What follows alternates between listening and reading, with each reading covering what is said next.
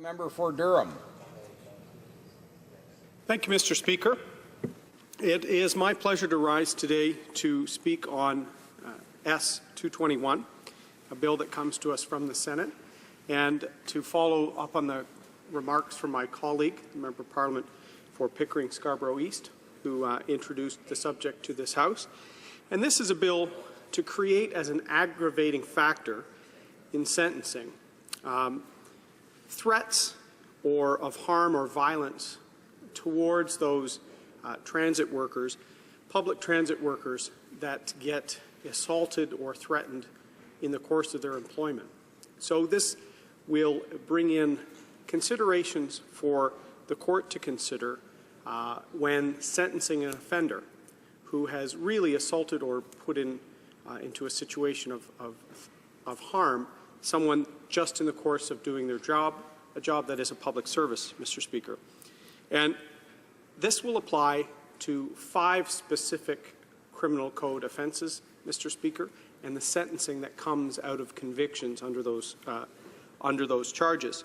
First would be uttering threats, Section 264(1) of the Criminal Code, assault, Section 266 of the Code, assault with a weapon causing bodily harm, 267, aggravated assault, Section 268, and unlawfully causing bodily harm, Section 269. The maximum penalties in sentencing for these violations of the Code, Mr. Speaker, range in a period of 5 to 14 years when proceeding by way of an indictment. So, Mr. Speaker, at the sentencing level, it's clear there is discretion for the court in that range, and some of the considerations should be brought to the court's attention in terms of sentencing those offenders. The aggravating factor, Mr. Speaker, would apply when the victim of one of those 5 criminal code offences I outlined was a public transit operator in the course of their duties, a duty they do as, again, a public service, Mr. Speaker, from the BC ferries right through to buses in St. John's, Newfoundland. It's good public policy in that these are already criminal code provisions. These are harms that our society agrees upon, and people should be responsible for their conduct. And there will be a penalty, and the penalty should consider these aggravating factors in the fact that this is someone performing their duties. And remember, Mr. Speaker, transit workers, be they TTC in my area or Durham Region Transit, cab drivers, those sorts of things, often work late shifts. And in some cases, 24-hour shifts, Mr. Speaker. Rick from Clarington Taxi this morning picked me up at 4:45 when there's potential for harm, Mr. Speaker. And in some areas of the country, we've seen that. We've seen that harm inflicted. In fact, between 2005 and 2011, Mr. Speaker, in Winnipeg, a city that I had the pleasure of living in while I was in the Air Force, just those 6 years, they saw a 300% increase in violence inflicted on their transit workers in that city. 300% increase. And a cursory review of newspapers just in the last few years, Mr. Speaker, would show that this is a national problem. 2013, there was a very high-profile closed-circuit TV assault of a transit operator in Calgary, where the vicious assault could be seen. I think a paramedic was harmed in the same incident, Mr. Speaker. Just this April in Surrey, British Columbia, a driver was assaulted, punched in the face when somebody was just trying to run off on a fare. And in Toronto, there was quite a well-known incident at Yonge and Bloor in Toronto where passengers had to come to the aid of the driver when they were being assaulted, Mr. Speaker. So this is a real issue that has been, unfortunately, on the rise at a time where we're encouraging people to take public transit, and we've got to support the men and women that are providing this service to make sure that they can do so in a way that's professional that's providing the public good that transit provides.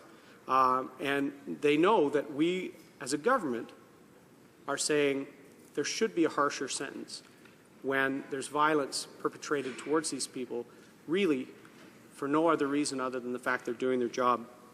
And Senator Runciman, I think, expressed the need for this right when he said, I quote, "This will be a balance between Parliament's right to provide direction to the courts in defined circumstances with judicial discretion at sentencing." And, Mr. Speaker, as a lawyer, I think it's important for us to talk about these sentencing decisions in a professional way. Courts will arrive at a just decision in terms of innocence or guilt of a crime, and at the sentencing stage, so when they're addressing punishment for that crime, they will consider a number of factors, some aggravating factors, some mitigating factors, in determining what type of punishment our society will give through the court to the person that commits a crime. And, Mr. Speaker, this should be very seriously considered when it's a crime that infringes on the rights and the personal well-being of another Canadian, particularly someone that's been tasked with a public service role. And I remind the members of this House, and it's great in the early debate, it's clear that there's a lot of support for this bill coming to us from the Senate, and my colleague from Pickering Scarborough East has outlined some very good cases to show why this is public good. But I'd also point members of this place to the Criminal Code, Section 718, which outlines the purposes of sentencing. And it's important, particularly for some of my friends on the other side, to remember some of the factors on this. Denunciation of unlawful conduct is a purpose, a principle of sentencing. The promotion of responsibility and acknowledging of harms to victims and their community is a principle and a purpose of sentencing that the Criminal Code requires consideration of when a sentence is given out for someone judged to be guilty of an offence under that Criminal Code. One of the other purposes, Mr. Speaker, is rehabilitation of the offender. That should always be part of the mix. But in recent years, there's been far too much consideration of just that, and not enough consideration of the denunciation of conduct that really goes against our community and against the public service aspects of the role of a transit worker. And this will apply broadly, Mr. Speaker, in having lived in Ontario and worked in Toronto and commuted by TTC and by the 501 streetcar, the famous longest run, single-run streetcar in the world, I believe, along Queen, when I lived in the Beaches neighbourhood of Toronto. This will not just be your typical bus, subway car, that sort of driver. It will also include specifically school bus operators, Mr. Speaker. And further, the bill is very smart to include that the vehicle is not just the typical modes of transport, but it will also include paratransit vehicles, licensed taxis, trams, ferries. It's not an exhaustive list, Mr. Speaker, so it will incorporate a number of people that perform these duties. And it's a way that Parliament, in entering in that dialogue with our courts, can show that the public, through Canada's Parliament, which includes the Senate, where the bill comes from, and the House of Commons, denounces this type of crime perpetrated against people that we charge with something we consider a public good, public transit. And we denounce that conduct, and we also are trying to deter such conduct, which is also part of sentencing, as I mentioned, and a consideration that should be present any time an offender is sentenced.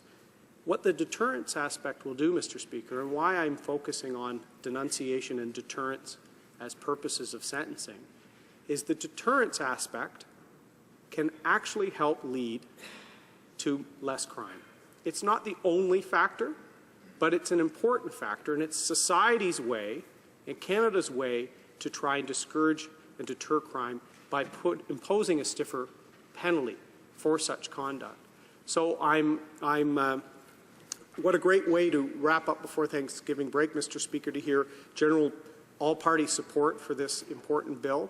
And it's been my pleasure to rise today in the House to speak on it and to also thank particularly the transit workers in Durham and in the Greater Toronto Area for the work they do. And this is a way we're trying to make sure your work is appreciated and you're kept safe. Thank you very much, Mr. Speaker.